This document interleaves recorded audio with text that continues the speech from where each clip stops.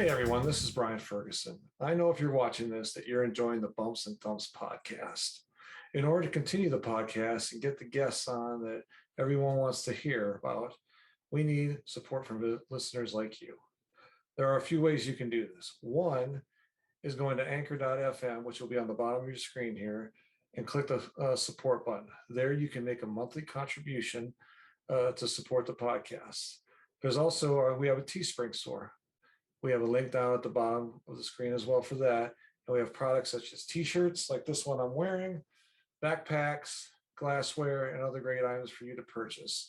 Those purchases go directly back into the podcast and get on guests that require financial compensation. Thank you again for your support.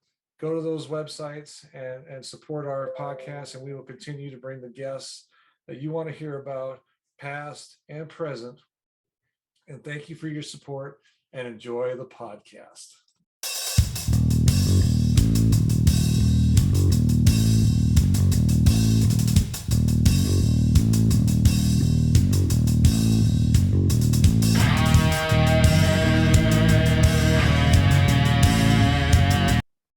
Thank you for joining another edition of Bumps and Thumps, the talk of wrestling. I'm Brian Ferguson. My guest today is a former WWE magazine writer and an author and co-author of many wrestling books, including his latest, Blood and Fire, the unbelievable real-life story of the original Sheik. Ladies and gentlemen, it is my pleasure to introduce Mr. Brian Solomon. Thank you for coming on today. Appreciate it. Thank you, Brian. Thanks for having Didn't me. mean to mispronunciate your last name there for a moment. That's all right. Okay, so Brian, you've written a lot of books. You've done some writing for the WWE.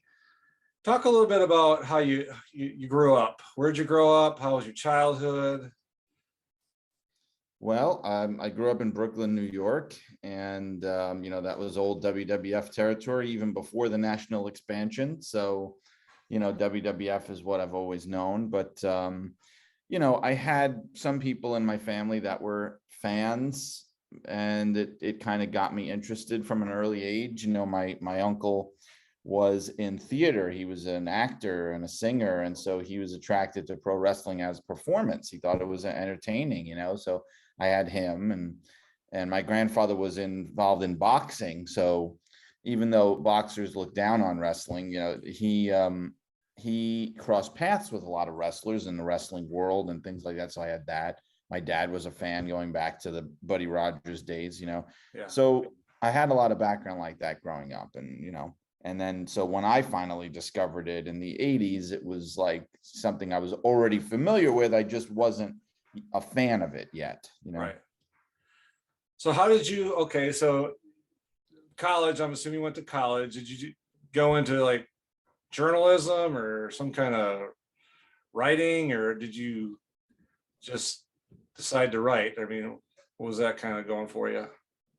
Well, I did try a little journalism in college. I was more of an English literature major, and for me, even now, like the hard journalism aspects of things in terms of like hard news and that sort of thing, like I've never been that involved with. I'm more of a, originally fiction writing was something I was most interested in. I just kind of fell into the world of nonfiction, but I got my bachelor's and my master's degree in English Lit, Brooklyn College, Hunter College, both part of the City University in New York. Okay. I was writing, I kind of knew in college that I wanted to be a writer because, I loved reading. I loved words. I loved writing from when I was a child, so it was what I started doing right out of college. I started writing for a company called H.W. Wilson out of college, which was a reference book publisher. They were very big in the education world, in the college world before the internet. Really, they were a very in-demand resource at one time. Wow, that's pretty interesting. So I got to ask you this, because I've had Keith Elliott Greenberg on, Kenny Casanova. Have you ever done two books at the same time? Sure, I just got done with it. I mean, in terms of not really writing at the same time, but because there's so much involved with a book leading Yeah. up to it, and then after you're done writing it. So, like with the Sheik, I wrapped up the actual writing of the book in March of 2021.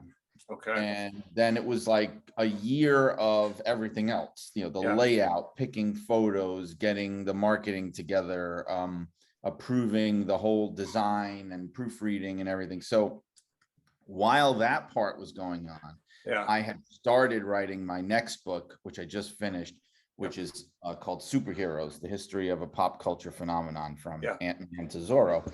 And that book, so I finished the Sheik manuscript in March 2021. I started the Superheroes manuscript in May 2021.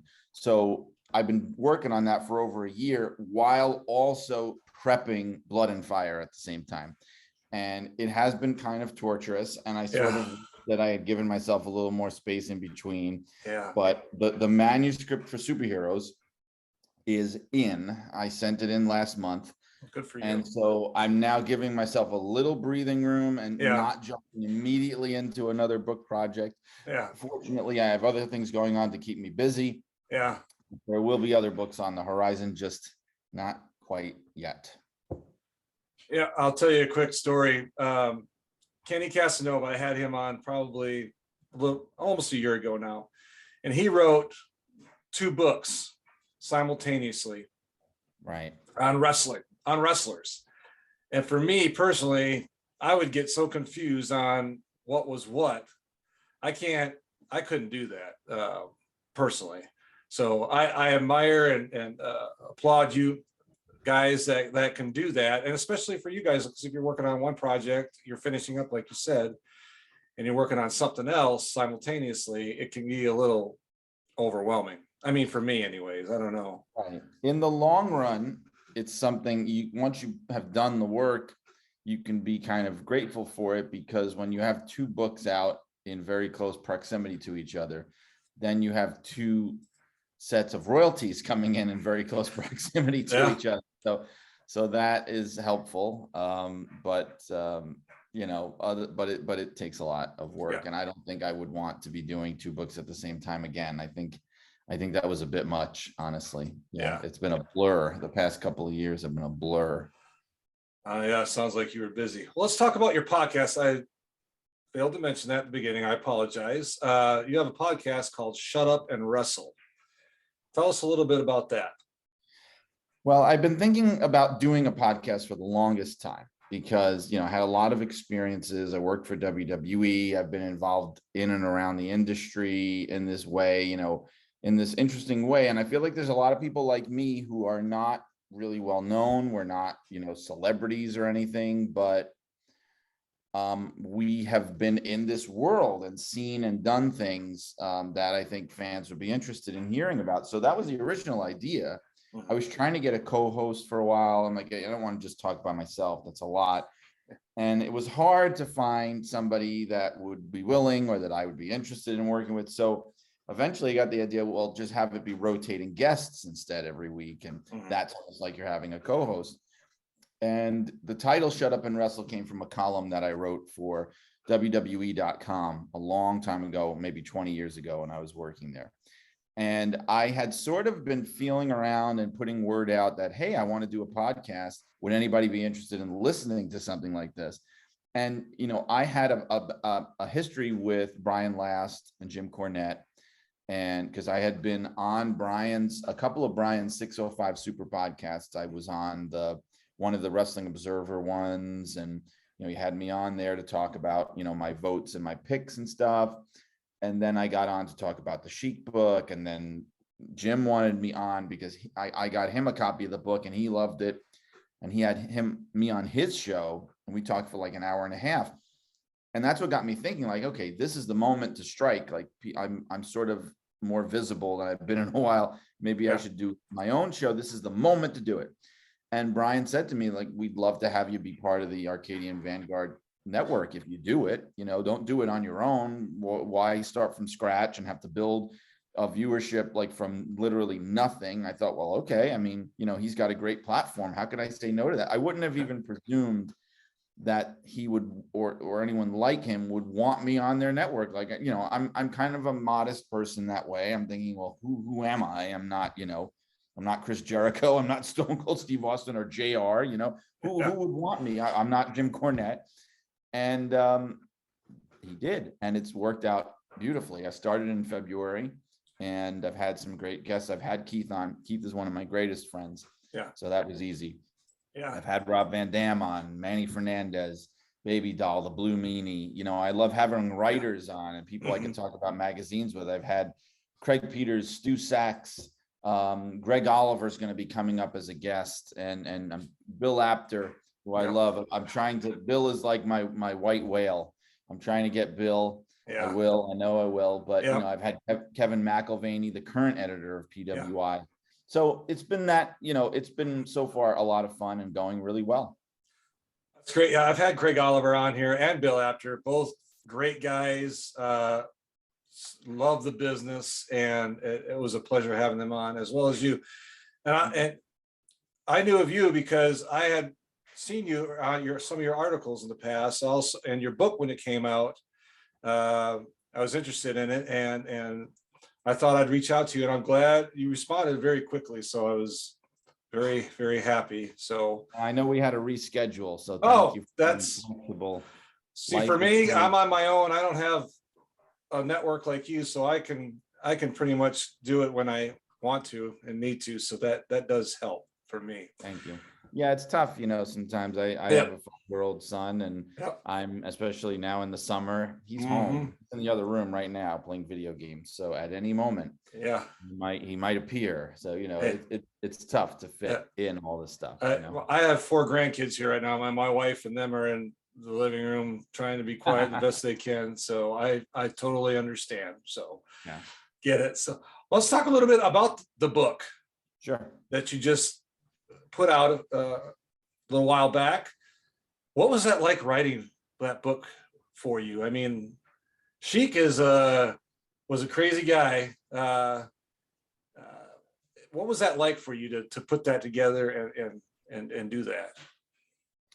It was intimidating because no one ever done it before, and I realized why no one had ever done it before. It's hard to research somebody that never gave an interview, never spoke publicly. You know, I had to really do like what I call archaeology and dig around it and figure out things. Like, there were a couple of things I'm very grateful for as far as trying to get into his mind. One is, there's a great book by Jim Friedman called Drawing Heat, came out in the late 80s, and I know Scott Teal's Crowbar Press reprinted it recently. It's probably, from just a prose point of view and a writing point of view, is probably, in my opinion, the best wrestling book there is, you know, and it's the only place where you can have the Sheik being directly quoted, because Jim was a professor, and he was, like, you know, friends with all the wrestlers, and decided to write this book. And he went on the road with these guys in Ontario, and he spent time with Sheik in cars and hotel rooms, you know, out of character. And it was priceless, some of that stuff, but very little of that, you know. That was pretty much it as far as like direct conduit into his mind. Other than that, I had to really like just divine the tea leaves and put the pieces together as best I could. Yeah. No, I saw the reviews on it. I am gonna get it. I've been trying to read some other books here recently. I just finished up the Truth Be Told by B. Brian Blair. Great book. I'm reading Bruiser Brody's by Barbara Goodish right now. So I'm trying to get these caught up. So I am going to get it. And I've read a lot of reviews on Amazon and other platforms, and you've got a lot of great reviews on it. So kudos to you, my friend. I'm very happy for you. So let's talk a little bit about when you worked at WWE as a writer. What was that experience like for you? Well, it was, I mean, the most fun I've ever had at a job, for sure. It was kind of like a dream come true, and like it would be for a lot of people. I was the kind of person where, you know, people who knew me growing up, that's what they would have said, like, you need to work for WWE one day. And I did. I wound up there, which was so bizarre to me. It's just, it felt like a screenplay, instead of like somebody's life. Like this doesn't really happen. Like the people that go to work there are either people that have no idea about wrestling, or like, and they just like fall into it or whatever. There were a lot of people like that. Yeah.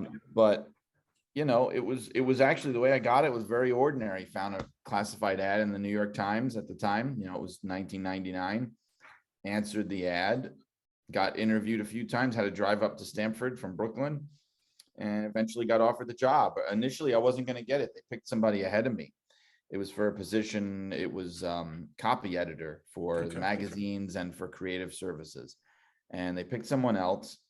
And then they decided that person needed a helper.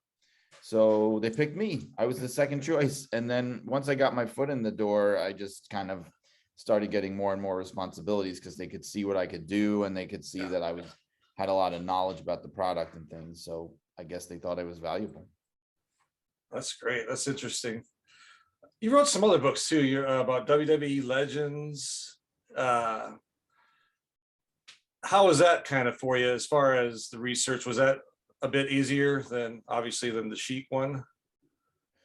Yeah, that was a project that I pitched while I was there, WWE Legends. It started out as a trading card set I thought would be cool to do. My idea was to focus on the wrestlers from the pre-national expansion era of the WWF, which I thought always got short shrift because, Vince McMahon, rightfully so, he takes pride in the era that he presided over and the stars that he created. And I thought, well, what if we take a look at these pre-WrestleMania people, these pre-Hulkamania people who carried the company during the territorial days, during the days that Vince's father was running the company, even going back to the Capitol Wrestling days before the letters WWF even existed, back to the beginning. And I was amazed they would ever even greenlight something like that, especially because back then they were a lot less history minded than they are today. Like even the Hall of Fame was in mothballs at that time. They weren't even doing it. And so eventually it took years to get them to agree, and then to do it, and then to actually get it to be published. I got there in February 2000. It was one of the first things I pitched, and it didn't come out till 2006. So it was like this ongoing thing. But I'm proud of it. It's kind of like a reference book, really. It's got like these capsule biographies in it and things. And it was officially published by WWE. So I have that feather in my cap. That was my first book. Oh, okay. Well, there you go. First book. Interesting. Now they have the WWE Encyclopedia. So you might have been the beginning of that. That's on a whole other level. That's a giant coffee table book. It is. I have it. I have the latest one. My book was a little trade paperback. It was honestly almost like a throwaway, because at that time WWE had a deal with Simon and Schuster, and part of that deal was they wanted a book every month. Oh, and so of course you would hear like, okay, everybody knows about the Foley books and the Rock's book and China's book, and Stone Cold had a book, and okay, great, but you need more than that if you're going to do 12 books a year. So there were also a lot of books where they would be like, all right, what can we do now? What do we got for this month? And so my book was kind of one of those. It was, and that's the reason why it took so long. Like I wrote it in 2003, I finished it. It didn't come out till 2006 because it kept getting bumped around, because it wasn't really a high priority. It was like, well, we'll save this for when we have a month where we have nothing to put out, I think. And that's what wound up happening. It was February 2006. So it just sat around for like 2.5 years. I wrote it from June to December 2003. So it sat around for a little over 2 years before it actually came out. Yeah. Well, better late than never, right? Yes, very much so. So travel experiences. Did you ever travel with guys? Did you ever, when you were doing your research on some of your books, or anytime, even when you were a writer there, did you travel with these guys ever and talk to them about, I don't know, their family life or anything like that? Or I was mainly in the office. It was an office job in the publications department.com, that kind of stuff, mostly magazines. And but I wasn't on the road every week. I wasn't one of those people, but every few months I would go on the road, because I would, they would say, well, there's this, we need a bunch of things. We need a bunch of interviews. a lot of the interviews would be done over the phone, honestly, most of them. But when they would say, okay, look, there's this TV run, we could send you to this, you can get a bunch of interviews. And I would do maybe like 3 or 4 of those a year, those like TV runs. And so when I did that, yes, I'd be on the road for a week, and I would be, I would have those experiences, like you said, where sometimes I'd be traveling with the wrestlers or eating with the wrestlers or just kind of hanging out backstage and listening to stories and sharing stories. I remember Kurt Angle, we used to talk about how he and I both were expecting children at the same time, and he had a daughter and I had a daughter. So we would always talk about that, and about both of our respective daughters and what it was like being away from them and things like that. Because my daughter is now going to be 21 soon, and she's in college, so it's that was a long time ago, but yes. Yeah, understand. Yeah. So let me ask you this: out of those experiences, what was one of your, besides the Kurt Angle, one of your other memorable experiences that you maybe have with another wrestler that you talked to and you just thought, man, this person's pretty cool? Oh man, I mean, there's been so many. I've talked a lot about this and about these experiences. I've socialized with Ric Flair and got to hear his stories and remembrances of his career. I still have the glass. He bought me a drink. He bought me, a 7 and 7 Seagram 7 and I smuggled the glass out of the bar. We were in Utica, New York. I still have it on the shelf. I've never even cleaned it. That was like 16 years ago. But things like that. I've been to Hulk Hogan's house in Florida. In fact, I just wrote a story about John Cena for Pro Wrestling Illustrated. Okay.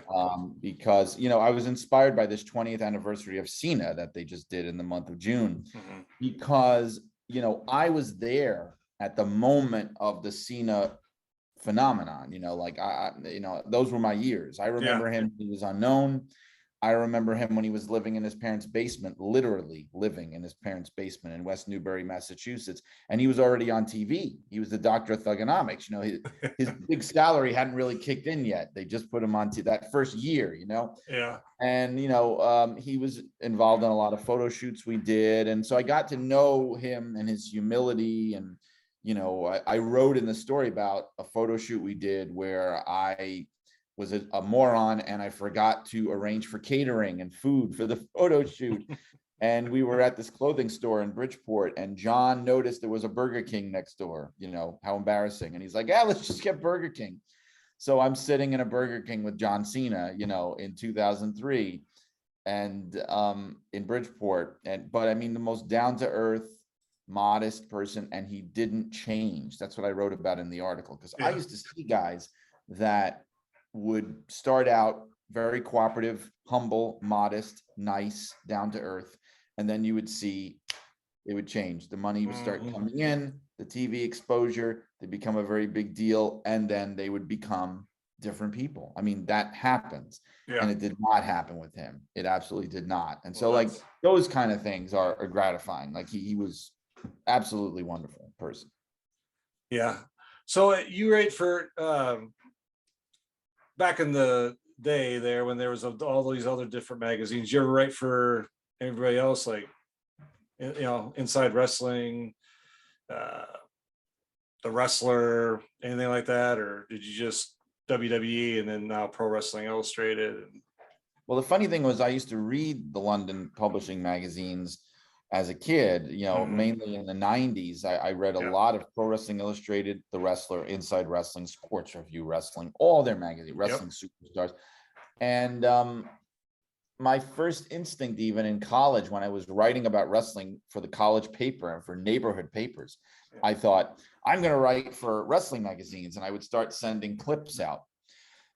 And I would send them to Bill Apter and Stu Sachs at Pro Wrestling Illustrated. It didn't go anywhere at the time, but it was always something in the back of my head. And and it's funny, I've joked with them about this since.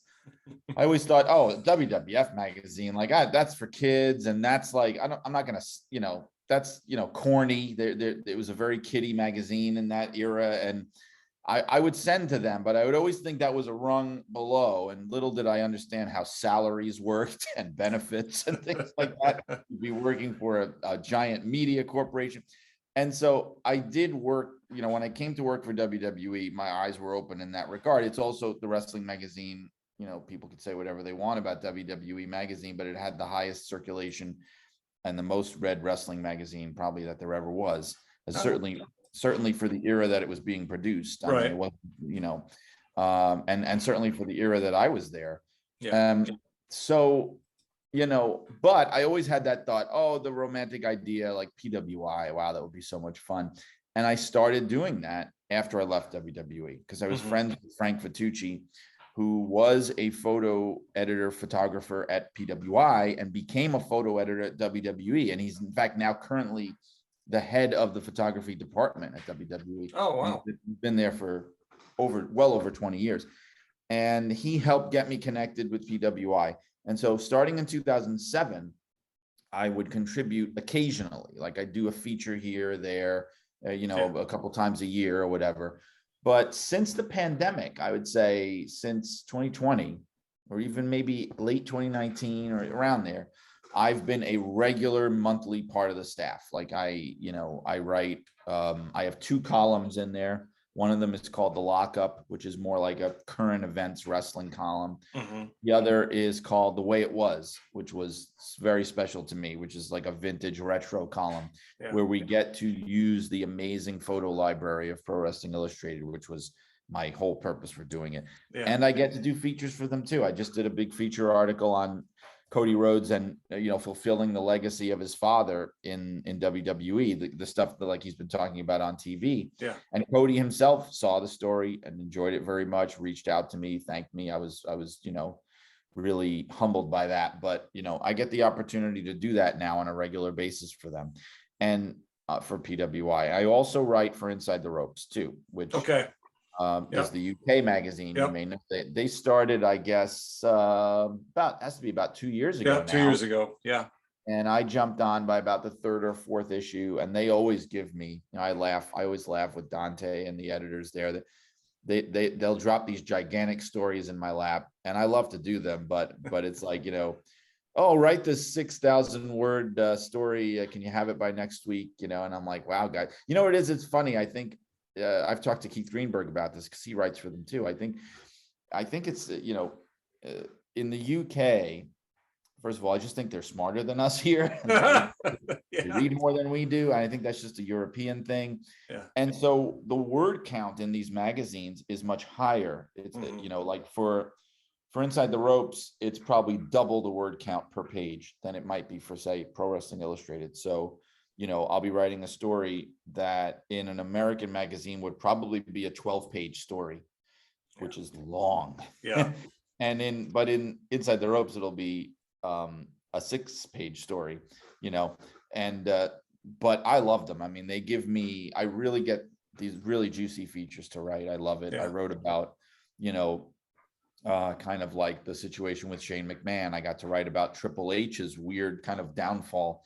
I wrote a career retrospective of Scott Hall when he passed, and I'm now writing a story about Vince McMahon and all these things happening with him, and how it's really not anything new as far as Vince McMahon. So kind of like an education for maybe newer fans, that kind of thing. But they know I love doing stuff like that, so they always give me stuff like that to do, and it pushes me to the limit. It's like it's a lot of work, but it's work that I love. So good. I'm not gonna. I was gonna say that's a lot of work. You're working on books, you're writing articles, doing podcasts. I mean, you got a lot on your plate, and you got a family, and I mean, kudos to you, my friend. I mean, that's a lot of work, but I know people out here, they appreciate it. Well, thank you. I've been so busy, I mean, after I left WWE in 2007, I've always done things with wrestling now and then, but pretty much I've been mainly focused on, just the normal world and regular kinds of jobs. I worked in higher education. I worked as a teacher for a few years in high school. I got my certification. I did all that stuff. I've worked in corporate environments. I worked for Edible Arrangements Corporation. I've worked in health insurance, Oh, wow. technology. I mean, you name it. Yeah. And it's now come like full circle, Yeah. where the past few years, the majority now of my working time is wrestling related. And I think some of that was because of the pandemic and having a lot more time on my hands than I wanted to have, where my day job was sort of cutting hours and I'm stuck in the house, and I'm thinking, okay, well, I guess I could focus on this other stuff now. And it has grown and blossomed. And I'm very grateful for it, because it just shows when you actually have the time to invest in something, that you can grow it and develop it. I just didn't really have as much time as I would have liked. Yeah, I'm with you. I mean, this ain't no, like you said, I'm no Chris Jericho or Stone Cold, but since the pandemic, putting more time and effort into this, for me, this is a great outlet for me. It really helps me. I love wrestling and growing, and those that are watching, you can see the back of the room here. I just really enjoy it, and I don't think I'll be as big as Jericho or Austin as far as a podcaster, or yourself. I mean, you've got quite a few followers there and supporters, but we'll get there. So anyway, let's talk about when you started in WWE in 2000 to today. What do you think is some of the biggest differences in the wrestling, as far as the programming, the wrestling itself? What are some big differences in your mind? Well, when I started in 2000, it was the Monday Night War was still going on. So I had that, and it was the end of it, and we were clearly winning it. And then it got to the era where, we bought the competition, we bought WCW, we bought ECW, and then you're in this environment where there is no more competition, and I know TNA and Ring of Honor, they started in 2002, but I mean, and they both have done great things, but everybody knows that they weren't even close to, WWE's level. It was, even TNA at its best was a distant number two. It was a number two, but it was a number two because there was nobody else. And look, that's a harsh thing, but that's the truth. It wasn't like an AEW situation like you see now, where this really is a competition. This really is head-to-head kind of thing.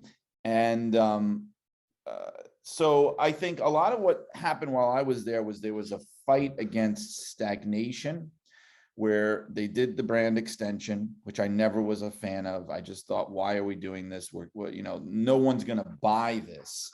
No one is really thinking Raw and SmackDown are two different entities that are fighting with each other. I mean, who's going to believe that? We know it's one company.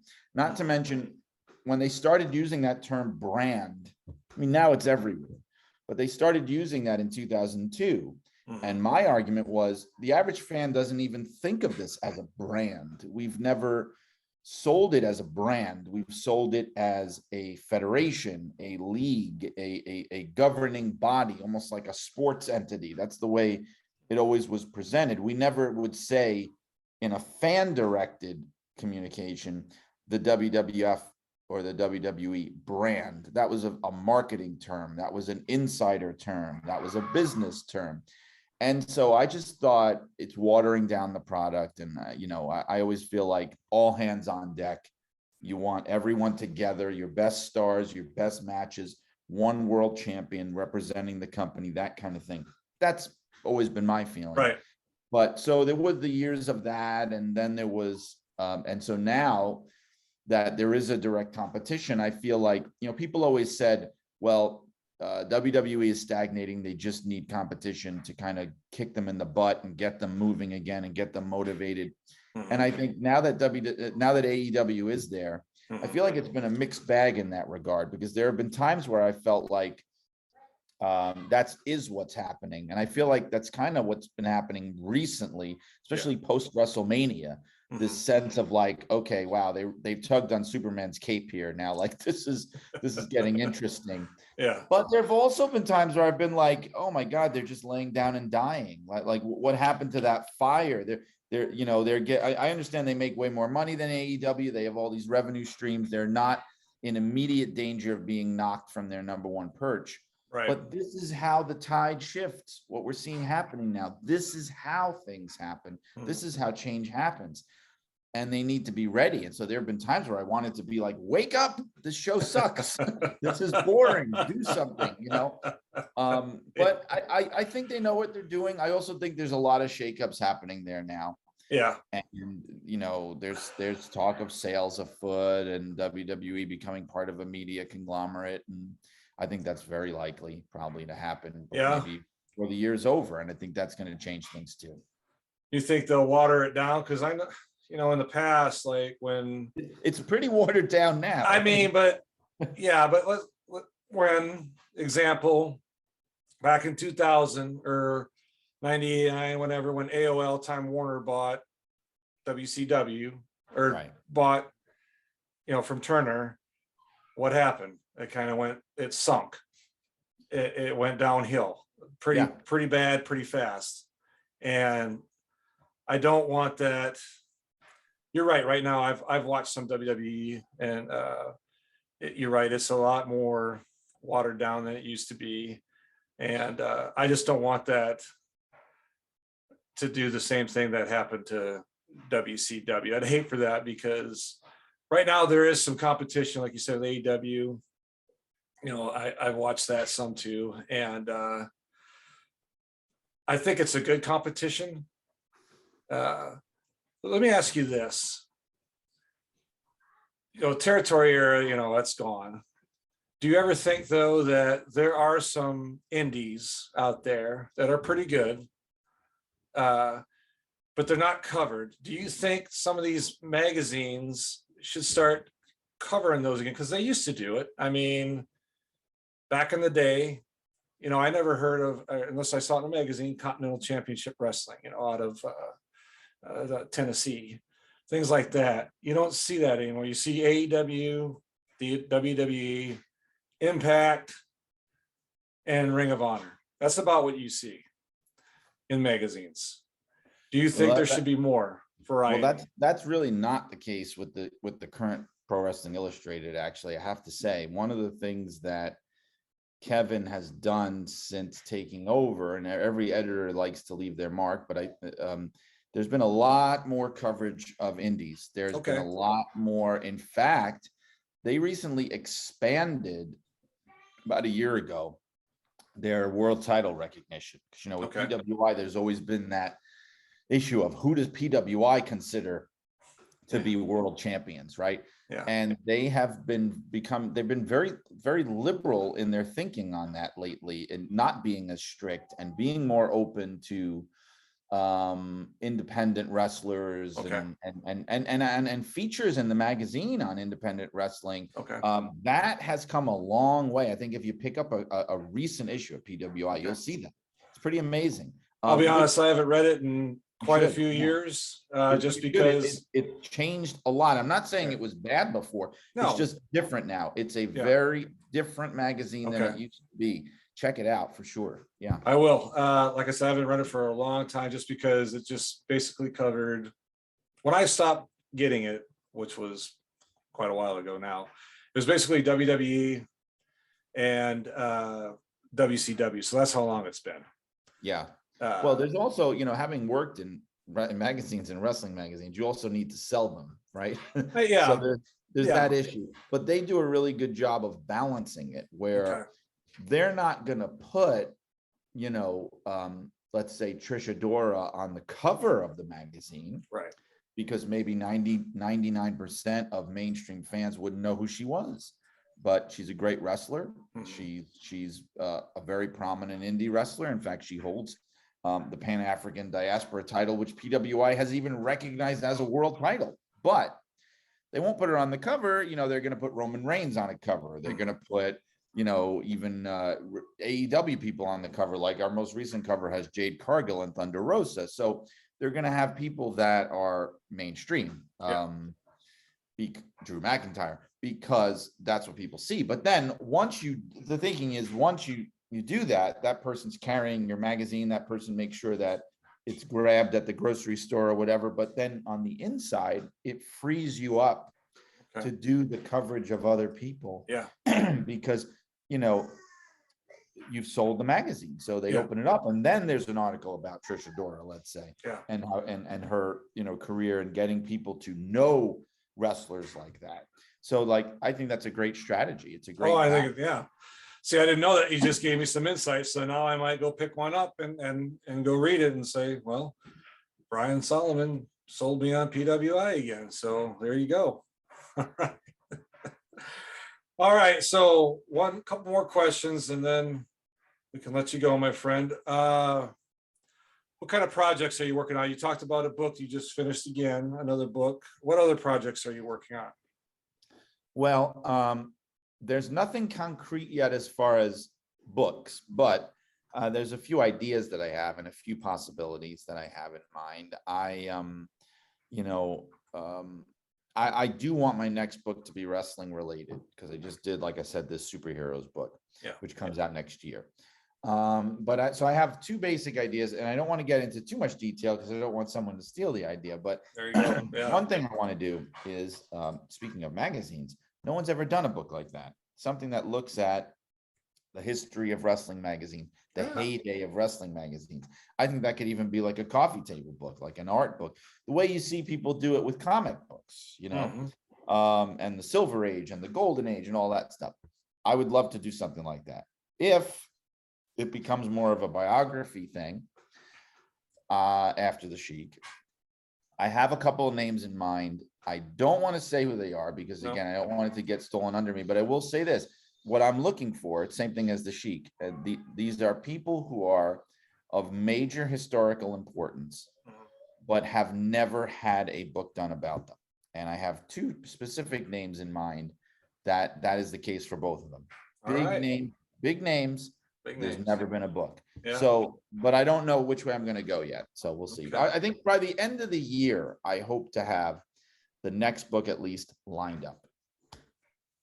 All right. Well, on that note, sir, thank you for coming on today. I really appreciate it. Ladies and gentlemen, Brian R. Solomon, get his book out there. I'll have his description underneath in the YouTube channel and on our podcast.